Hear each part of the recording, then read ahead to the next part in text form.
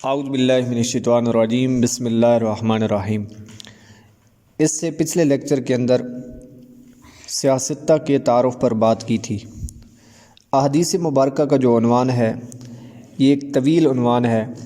ایک سادہ مسلمان کے لیے جو حدیث کے علم سے شغف رکھتا ہے یا پھر حدیث کا طالب علم ہے، کسی جگہ کسی کالج یونیورسٹی کے اندر پڑھتا ہے، ویسے بھی ایک مسلمان کے لیے یہ چیز ضروری ہے اور شوق ہونا چاہیے، ذوق ہونا چاہیے، جیسے دیگر چیزوں کا، دیگر علوم کا شوق ہوتا ہے، اسی طرح اپنے پیارے نبی کریم صلی اللہ تعالیٰ علیہ وسلم کے قول، اقوال، فعل، تقریر، جو کچھ بھی ہے، جتنے بھی اس چیز سے تعلق رکھنے والی چیزیں ہیں، ان سے محبت، ان سے شغف رکھنا، یہ ایک مسلمان کا ایمانی فریضہ بنتا ہے۔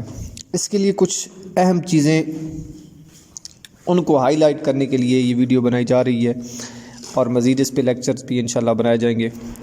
فن حدیث کی اہمیت کے لیے اتنا ہی کافی ہے کہ اس فن کے ذریعے سے، اس علم کے ذریعے سے، اس مطالعے کے ذریعے سے نبی کریم صلی اللہ تعالیٰ علیہ وسلم کی سیرت، اخلاق و عادات، اقوال و اعمال، سنن، مستحبات، احکام، اسی کے ذریعہ ہم تک پہنچتے ہیں۔ تاریخ اسلام کو لے لیں، صحابہ کرام، اہل بیت کے احوال، اعمال، اقوال کا جتنا بھی خزانہ ہے، تو اس کا جو سورس ہے وہ ہم یہی کہہ سکتے ہیں کہ اس کی بیس احادیث مبارکہ کا ذخیرہ ہے۔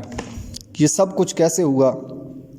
یہ کتب احادیث کے ذریعے ہم تک پہنچ رہی ہیں چیزیں۔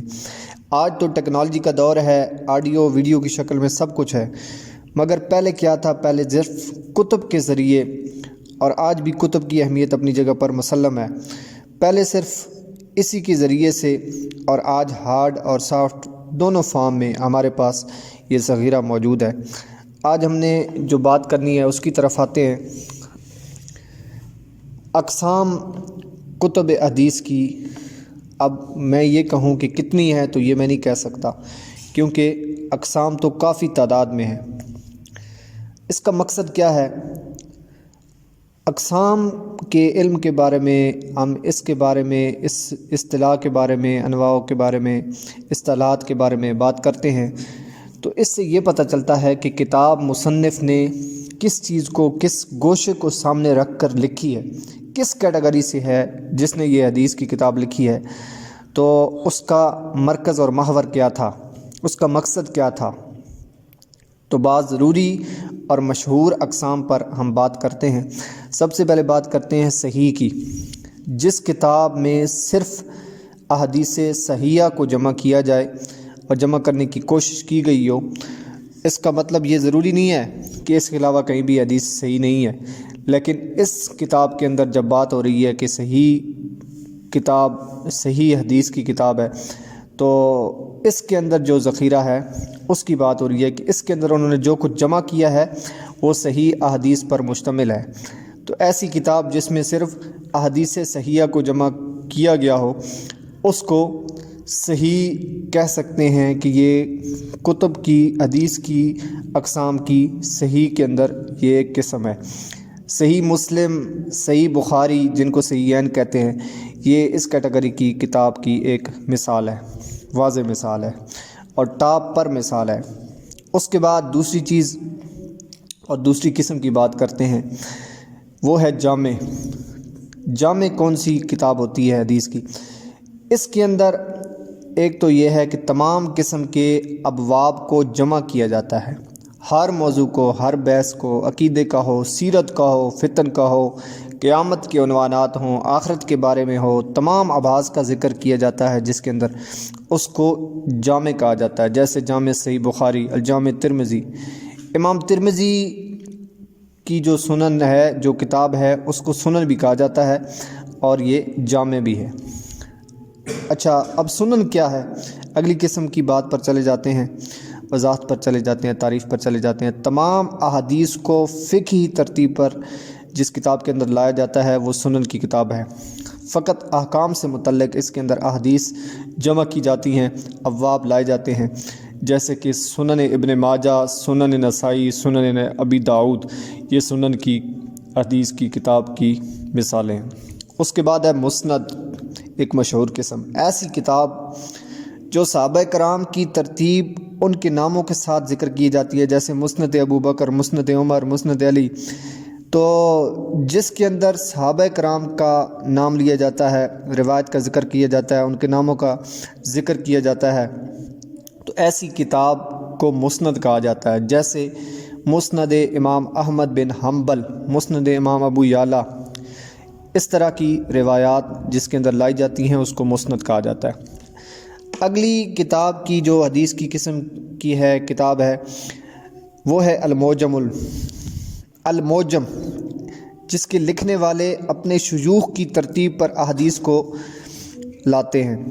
اس کی مثالیں الموجم الکبیر، امام طبرانی کی الموجم الصغیر، تو یہ وہ کتاب کی حدیث کی قسم ہے جس کے لکھنے والے ایک شیخ کی ترتیب کو لیتے ہیں اور اس پر حدیث کو لاتے ہیں۔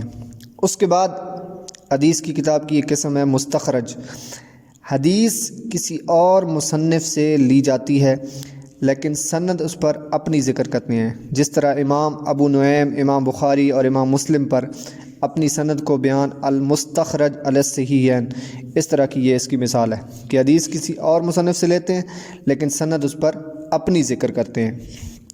اس کے بعد اگلی چیز ہے مستدرک۔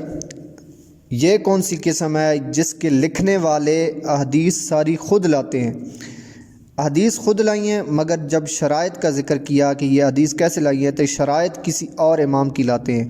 جیسے مستدرک امام حاکم ہے تو شرائط جو ہیں وہ کسی اور امام کی لائے ہیں کہ صحیح مسلم اور صحیح بخاری کی شرائط ہیں، لیکن احادیث خود لائیں۔ شرائط جو انہوں نے رکھی ہیں ان کو دیکھ لیں۔ امام حاکم ایک ہی ہوئی ہیں جنہوں نے باقاعدہ کہیں کہ مستدرک کا ایک عظیم ذخیرہ خزانہ جمع کر کے رکھا ہے اور دیا ہے امت کو مستدرک حاکم کی صورت میں۔ اس کے بعد اگلی حدیث کی کتاب کی قسم ہے اربعین۔ یہ کون سی آئی؟ جس کے اندر 40 احادیث ایک موضوع یا مختلف موضوعات پر ایک ایسی کتاب جس کے اندر 40 احادیث جمع ہوں، اس کو اربعین کہا جاتا ہے۔ اس کے بعد ہے رسالہ، 8 عنوانات میں سے کسی ایک عنوان کے تحت احادیث ہوں، جیسے کتاب الزہد، آداب امام احمد، یہ ایک قسم ہے حدیث کی کتاب کی جسے رسالہ کہا جاتا ہے۔ یہ چند اقسام ہیں، مشہور اقسام ہیں، ہم سنتے رہتے ہیں، صحیح حدیث، جامع حدیث، سنن، مسند، مستخرج، الموجم، مستدرک، تو یہ جو ہیں واضح اور مشہور اقسام ہیں۔ اللہ رب العزت سے دعا ہے کہ ہمیں ان کو سمجھنے اور اس کے مطابق احادیث مبارکہ سے زیادہ سے زیادہ سبق لینے اور عمل پیرا ہونے کی توفیق عطا فرمائے۔